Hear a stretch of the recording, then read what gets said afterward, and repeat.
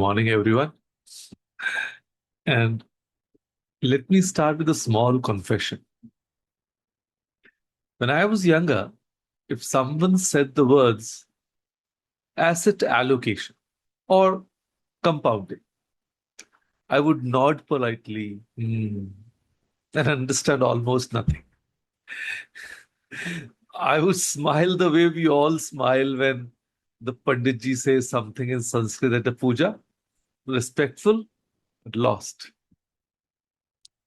I've noticed something interesting since then. Most of us are fluent in so many languages. The language of our kitchen, the language of our office, the language we use to bargain with the sabziwala. But there's one language that quietly runs our entire life, and most of us were never taught it. So today, I want us to begin learning it properly and without any embarrassment. Yes. So today's session is called Learning the Language of Money. So very important in our lives. So I want you to hold on to this thought of this today's session that the more you understand money, the better money works for you. So let me say that again. The more you understand money, the better money works for you. Not the more money you have, the more you understand it. And that's a very different and far more comforting starting point. Think about what happens when you learn a new language. Suddenly, a menu in a foreign country isn't a mystery. A song makes sense. You can have a real conversation with someone whose world used to feel closed off to you. Learning a new language opens doors to new cultures. And learning the language of money does exactly the same thing. So suddenly, your bank statement isn't a wall of confusing numbers. Your relationship manager isn't speaking in code, or your own money stops being something that happens to you and starts being something you actually understand and direct. And let me tell you, understanding money is far easier than understanding your spouses.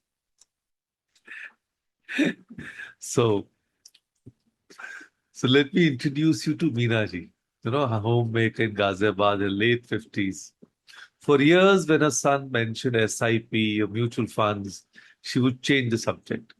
Not because she wasn't capable, but because she would never been given the vocabulary. So last year, out of sheer stubbornness, she asked her granddaughter to explain one word to her, just one, compounding.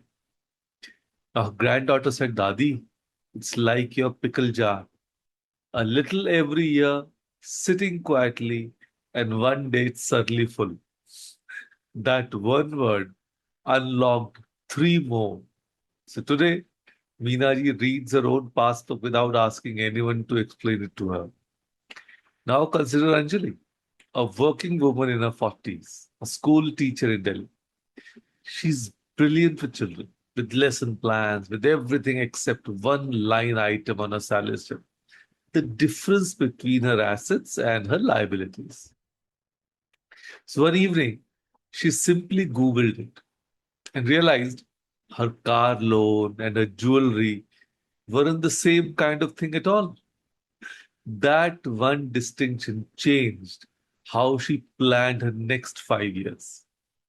And then there's Vikram in his 50s, government employee close to retirement. And now Vikram had always handled the money in his house. But handling it, he later admitted to me, wasn't the same as understanding it. He knew where the money went. He didn't know what risk and return actually meant for his own retirement fund. At 54, he enrolled in a weekend course meant for people half his age and told me with a slightly embarrassed laugh that it was the most useful thing he had done all year.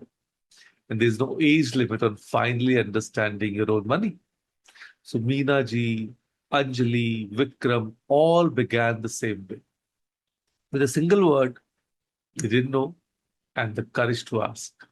And that is exactly the whole curriculum. Every financially confident person, sooner or later, comes to understand these 10 words: income, expenses, budgeting, saving, investing, assets, liabilities, risk, return, and compound growth. So just listen to this. In fact, watch this video again and listen to this list again. None of it requires a finance degree. It requires curiosity. The same curiosity you would bring to learning any new language. So, financial literacy is a lifelong skill. The goal is not to know everything today, but to keep learning consistently. So, here is your today's practice. Yes, today's reflection, and it is refreshingly small. Choose one financial term from that list, just one that you don't fully understand. Maybe it's compound growth, maybe it's simply assets versus liabilities. Research it today. Look it up. Ask someone, read one short article, and then explain it in your own words, as if you were teaching it to a friend over chai. If you can teach it simply, you've truly learned it. So here's the beautiful truth I want to leave you with. Nobody is born fluent in the language of money. Not the banker, not the CA, not anyone in this room.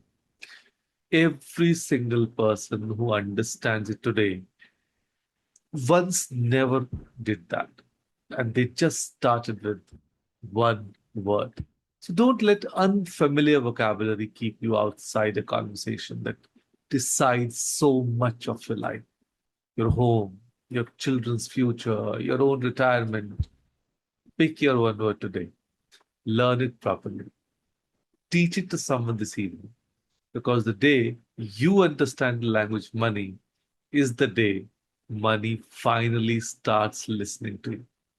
So, with that thought, thank you. Thank you, everyone, for joining us today. Thank you.